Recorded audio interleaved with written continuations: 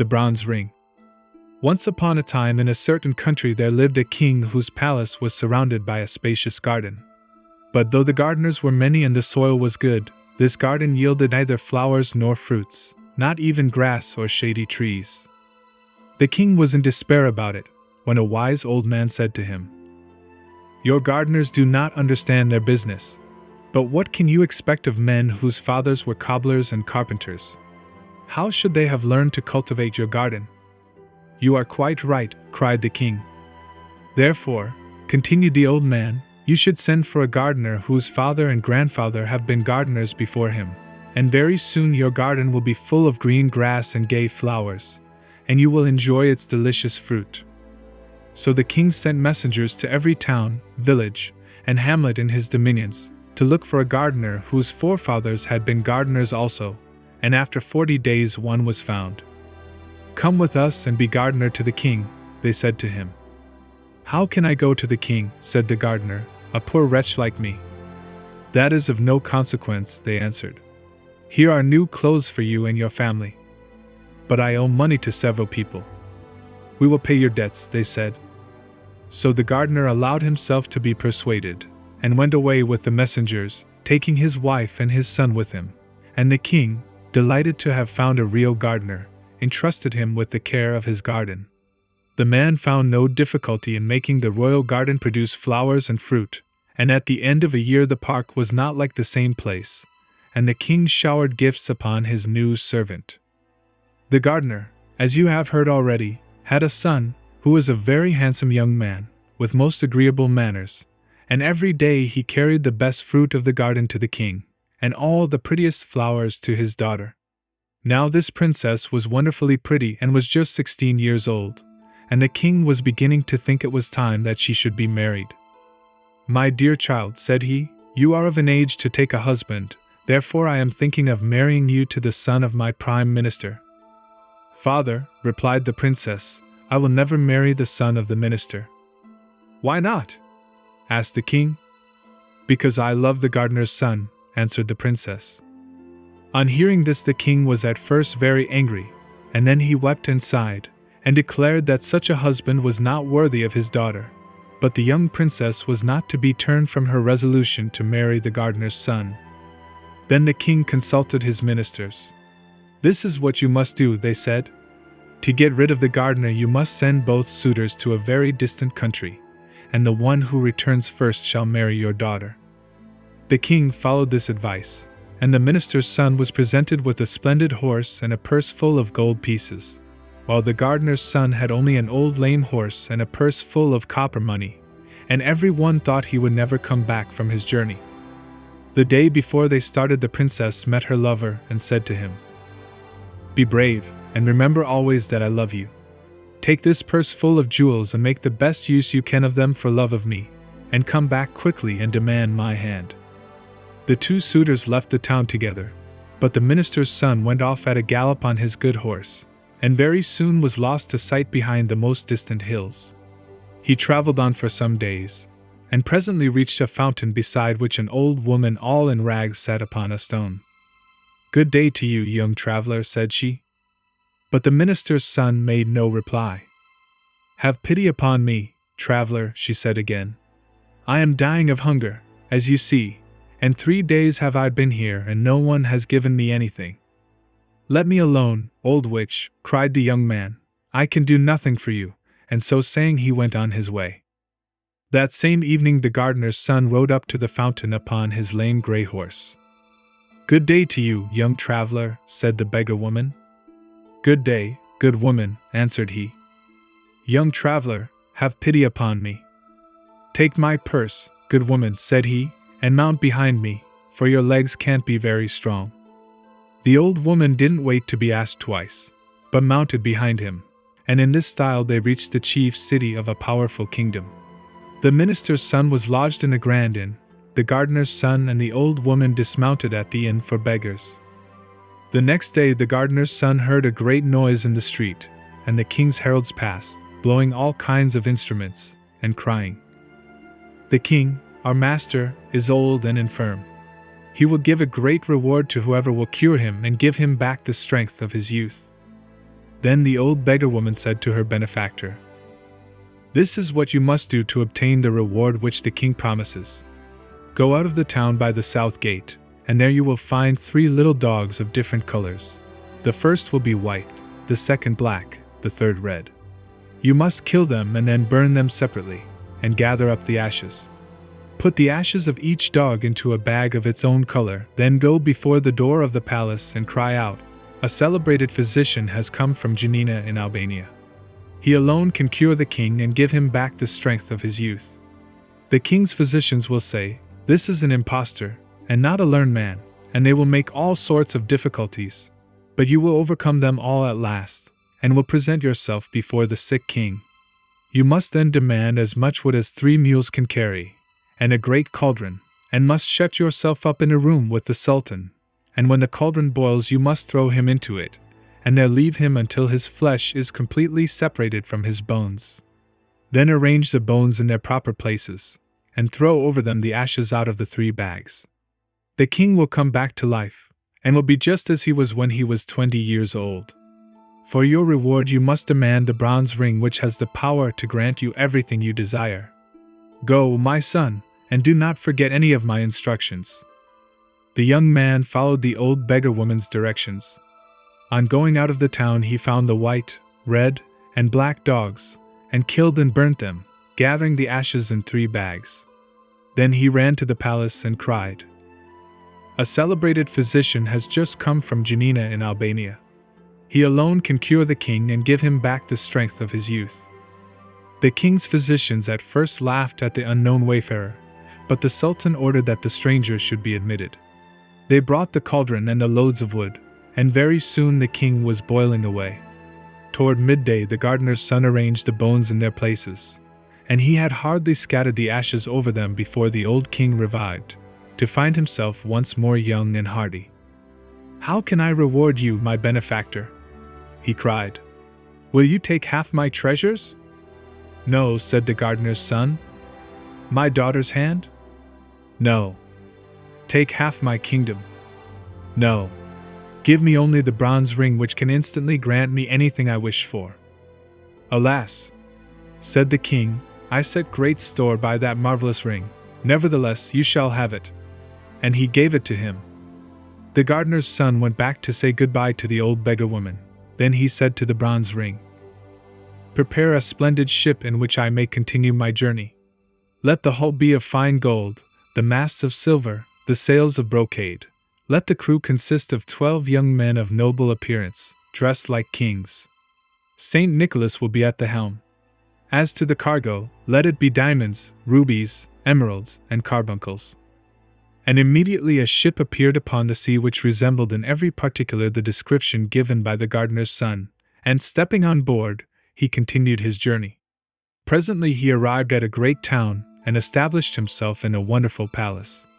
After several days he met his rival, the minister's son, who had spent all his money and was reduced to the disagreeable employment of a carrier of dust and rubbish. The gardener's son said to him, "What is your name, what is your family, and from what country do you come?" "I am the son of the prime minister of a great nation, and yet see what a degrading occupation I am reduced to. Listen to me, though I don't know anything more about you, I am willing to help you. I will give you a ship to take you back to your own country upon one condition. Whatever it may be, I accept it willingly. Follow me to my palace." The minister's son followed the rich stranger, whom he had not recognized. When they reached the palace, the gardener's son made a sign to his slaves, who completely undressed the newcomer. "Make this ring red hot," commanded the master, "and mark the man with it upon his back." The slaves obeyed him. "Now, young man," said the rich stranger, "I am going to give you a vessel which will take you back to your own country." And going out, he took the bronze ring and said, "Bronze ring, obey thy master. Prepare me a ship of which the half-rotten timbers shall be painted black.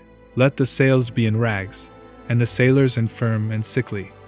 One shall have lost a leg, another an arm, the third shall be a hunchback, another lame or club-footed or blind, and most of them shall be ugly and covered with scars. Go, and let my orders be executed." The minister's son embarked in this old vessel, and thanks to favorable winds, at length reached his own country. In spite of the pitiable condition in which he returned, they received him joyfully. "I am the first to come back," said he to the king. "Now fulfill your promise, and give me the princess in marriage." So they at once began to prepare for the wedding festivities.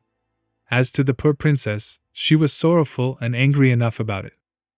The next morning, at daybreak, a wonderful ship with every sail set came to anchor before the town. The king happened at that moment to be at the palace window. "What strange ship is this," he cried, "that has a golden hull, silver masts, and silken sails, and who are the young men like princes who man it?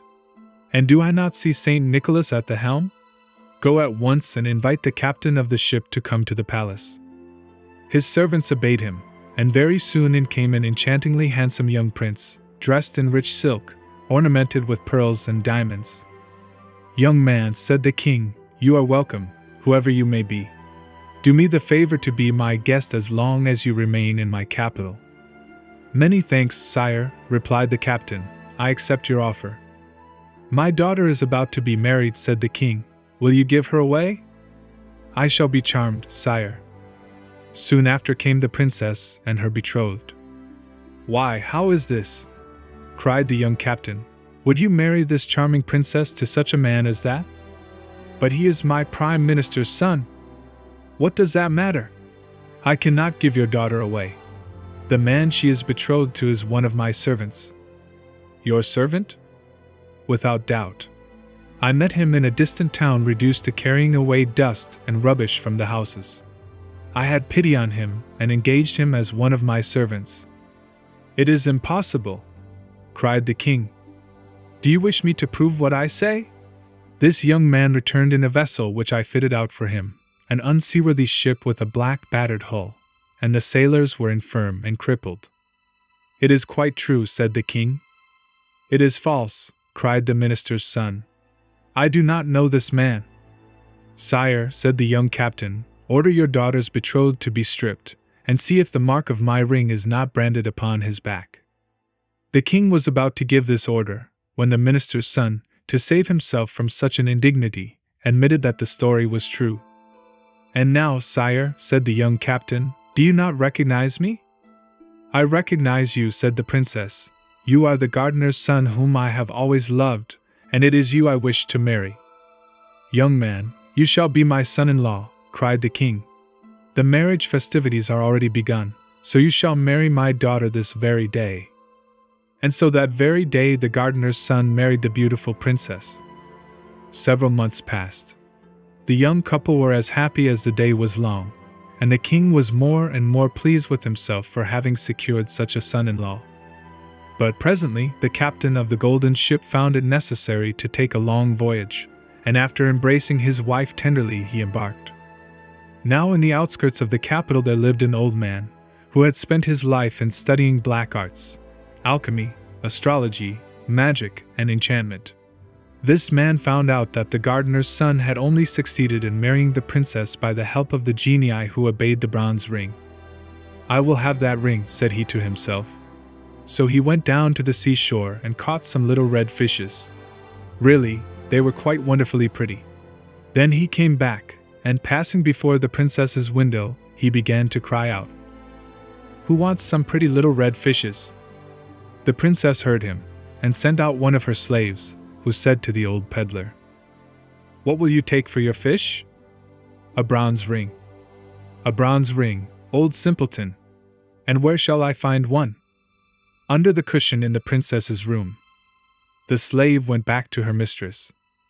"The old madman will take neither gold nor silver," said she. "What does he want then?" "A bronze ring that is hidden under a cushion." "Find the ring and give it to him," said the princess. And at last the slave found the bronze ring, which the captain of the golden ship had accidentally left behind, and carried it to the man, who made off with it instantly.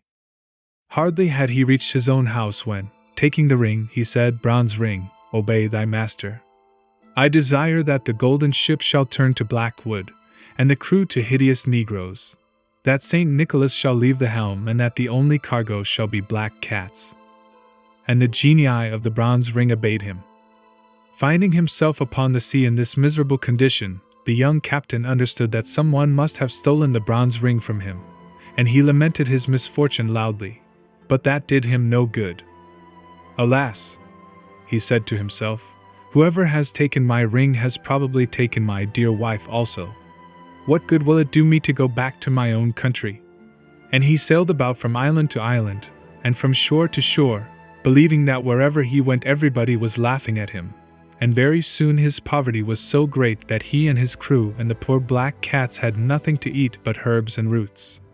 After wandering about a long time, he reached an island inhabited by mice. The captain landed upon the shore and began to explore the country. There were mice everywhere, and nothing but mice. Some of the black cats had followed him, and not having been fed for several days, they were fearfully hungry, and made terrible havoc among the mice. Then the queen of the mice held a council. "These cats will eat every one of us," she said, "if the captain of the ship does not shut the ferocious animals up. Let us send a deputation to him of the bravest among us."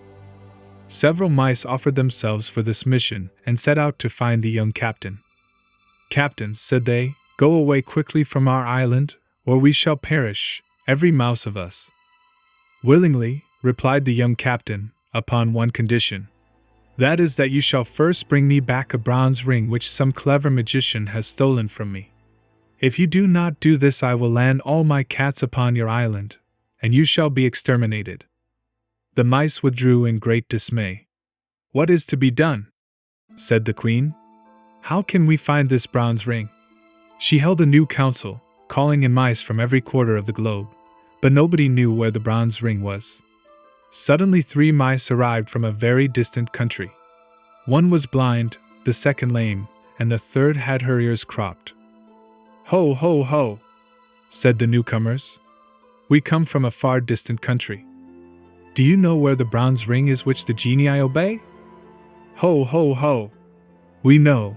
An old sorcerer has taken possession of it, and now he keeps it in his pocket by day and in his mouth by night. Go and take it from him, and come back as soon as possible." So the 3 mice made themselves a boat and set sail for the magician's country. When they reached the capital, they landed and ran to the palace, leaving only the blind mouse on the shore to take care of the boat. Then they waited till it was night. The wicked old man lay down in bed and put the bronze ring into his mouth, and very soon he was asleep. "Now what shall we do?" said the 2 little animals to each other. The mouse with the cropped ears found a lamp full of oil and a bottle full of pepper. So she dipped her tail first in the oil and then in the pepper, and held it to the sorcerer's nose. "Atisha! Atisha!" sneezed the old man, but he did not wake, and the shock made the bronze ring jump out of his mouth. Quick as thought, the lame mouse snatched up the precious talisman and carried it off to the boat. Imagine the despair of the magician when he awoke and the bronze ring was nowhere to be found. But by that time our 3 mice had set sail with their prize. A favoring breeze was carrying them toward the island where the queen of the mice was awaiting them. Naturally, they began to talk about the bronze ring. "Which of us deserves the most credit?" they cried all at once. "I do," said the blind mouse, "for without my watchfulness our boat would have drifted away to the open sea." "No, indeed," cried the mouse with the cropped ears, "the credit is mine. Did I not cause the ring to jump out of the man's mouth?" "No, it is mine," cried the lame one, "for I ran off with the ring." And from high words they soon came to blows, and alas! When the quarrel was fiercest, the bronze ring fell into the sea. "How are we to face our queen," said the 3 mice, "when by our folly we have lost the talisman, and condemned our people to be utterly exterminated?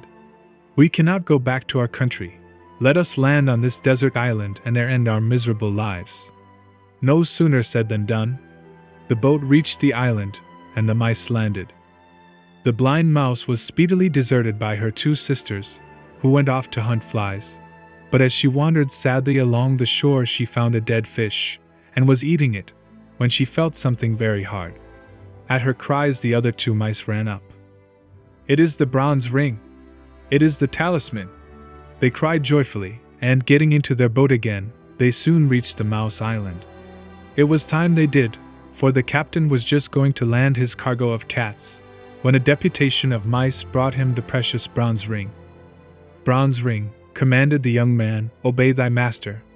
Let my ship appear as it was before." Immediately the genii of the ring set to work, and the old black vessel became once more the wonderful golden ship with sails of brocade. The handsome sailors ran to the silver masts and the silken ropes, and very soon they set sail for the capital. Ah! How merrily the sailors sang as they flew over the glassy sea. At last the port was reached. The captain landed and ran to the palace, where he found the wicked old man asleep. The princess clasped her husband in a long embrace. The magician tried to escape, but he was seized and bound with strong cords. The next day the sorcerer, tied to the tail of a savage mule loaded with nuts, was broken into as many pieces as there were nuts upon the mule's back.